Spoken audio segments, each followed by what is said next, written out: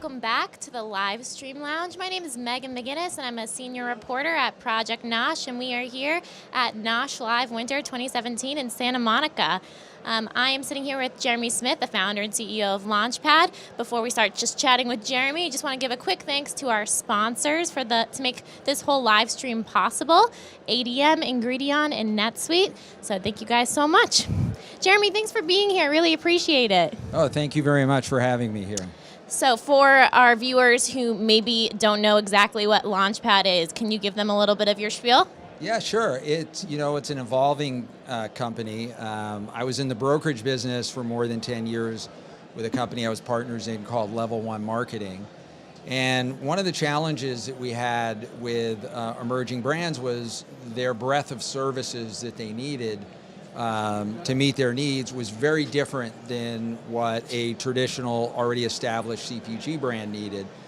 And when we sold Level 1 and I departed, the idea that I came up with was to put together a full-service agency.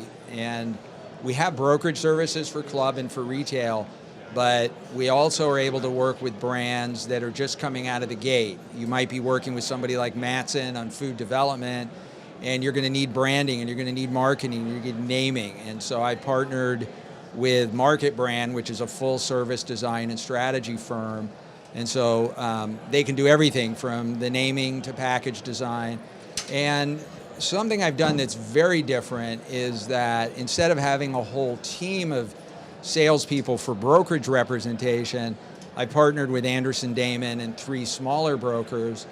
And that allows me to work with who I think is best. It also allows me to focus my entire time on developing Costco strategy, or it could be design, depends what stage we're at. And Anderson Damon is the largest Costco broker in the world, and yet under the right circumstances, working with somebody like me, who's very experienced with emerging brands, it makes the process move forward much faster. Awesome. And I mean, why specifically for emerging brands does this agency or this need exist for them? Well, emerging brands have very different needs. Sometimes there's capitalization needs, and I might introduce them to somebody like Circle Up or VMG. The traditional brokerage firm is kind of becoming a thing of the past. A lot of them are PowerPoint pushing salesmen that don't live and breathe the brands. And I don't want to indict the whole brokerage industry, but they go in and they sell. And Costco is a very different environment, especially to sell to. And so that whole process is different. And emerging brands, you have to learn to tell the story when you go in and not become what I call item focused. And most brokers are item focused, and we try and keep everybody brand focused, so that obviously value and pricing is incredibly important at Costco, but it's just as important that your brand come across to the buyer, and the buyer understands the differences between your product and someone else's. And a lot of the brokers don't really do that well. So you're just talking a lot about buyers, and obviously you've been working in this club space for a while with brands when you were at Level 1, such as Aval and Chobani and Hope Hummus. So you're familiar with the space, and you've seen it evolve over the years and what buyers are asking for and wanting and looking for. So can you tell us just a little bit about your take on this evolution of club? Well, Costco's probably out of all the retailers has been years ahead of everybody on emerging brands. They just called it the treasure hunt. And I like that. Yeah, so the treasure hunt items are usually emerging food brands that come in there. Sometimes they're regional brands, sometimes they're national. They have some national distribution that people may not be aware of. And so Costco really was, other than Whole Foods, was the first major retailer to bring in brands that might only be doing $1 million in sales. And Costco has the flexibility, which is nice, of saying, okay, maybe you're not ready for the big show yet, but why don't you just go into 2 or 3 buildings? And so all these emerging brands are at various different stages in their lives. So some are just coming out, Some are much more evolved, and they've built out all their channels, and it's really time for them to move forward and do 5, 10 million or more at Costco. So a lot of it depends on the stage, and there's a lot of analysis on that and where we go. And Costco's a perfect place because they also have the higher end demographics. Their average household income is around 100,000. So it's generally good for the higher end emerging brands.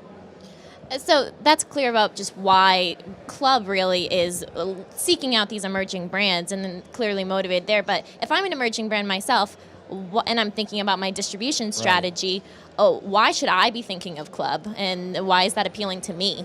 Well, the reason you have to think about Club day one is pricing. You may not want to go to Costco for 4 or 5 years, but I've dealt with clients that never thought they'd be going to Costco, and they never allowed for the value proposition that Costco's looking for to come into their model, and they then have trouble getting to the price that Costco needs. So I tell people, even if you're not ready to go to Costco, you need to start figuring out where your pricing is going to be so that 3 to 5 years down the road, when you're ready for Costco, you've already covered all of that, and your pricing strategy is set for Club. And that kind of brings up another point that I was hoping to chat about too, is just, is there ever a point when you're a brand that it's too early for Club? Yes. Most brands, and Costco would disagree with me on some of this, but because buyers They're never not here, it's fine. Yeah. So if Costco has a business rule, they don't want to represent more than 20 to 25% of your business. And so for a company that is $1 to $2 million or less, one PO from Costco could be 50% of your business, and you would have been, in my opinion, you would have been better off taking those funds that you would spend on marketing at Costco and demos, and continue building out your retail establishment. Plus, the other challenge with Costco is, even if your item does exceedingly well, Costco can at any point can get out of a category. And so if you invest too much in Costco and have too much of your business there, and they get out of your item, then it can negatively impact your business, and it should never do that. So I know I've talked to a lot of brands recently where they're starting to do like a testing period with Costco, and they get into a couple stores. What advice do you have for those brands who are starting to get that trial run to make sure that they get the most success in that space and are able to get tested out in more stores and gain more traction there?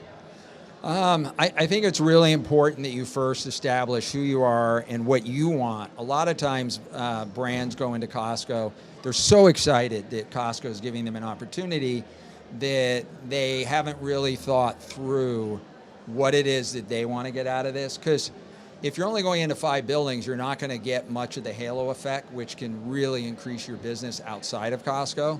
On the same time, in the same venue, the other option that really helps with that is that for some clients that want to break into a market and they're unable to, going into Costco in many cases will force other retailers to look at you now. I remember with Chobani, there was a retailer, very large retailer, that for whatever reason didn't want to bring them in. They were ignorant to the ways of Chobani, in my opinion, because Chobani did so well. But when we launched in the Bay Area, 3 months later, that retailer called Chobani and was like, we want in. So a lot of it, a lot of the younger brands aren't as strategic, and you really need to think of Costco because it also impacts VCs. A lot of VCs, they won't invest if you go to Costco too early. Not all of them, but they like to see it towards a different stage of maturity at a company. Absolutely. So we're almost out of time, but I know me and you were talking about this before we got on air, of just today's political environment has been shaping the food industry, and you said you have some thoughts on it, I have some thoughts on it, but I'd love to hear just what's your opinion about food's reaction to today's political environment and how they're best responding? Well, this is a tough one because I don't want to get too political, although I am very political. You have 10 seconds to get political. Okay, 10 seconds. I think Trump needs to be more consistent and trustworthy for the entire food industry, because we don't know whether he's going to cut supply off from Mexico. put together a border tax or do something else. And that kind of inconsistency is dangerous. Thank you so much for chatting with me. I'm excited to pick your brain more about that off air. I really appreciate it, and we have to bring on our next guest, but thank you so much. That's great. It was a blast. Thank you.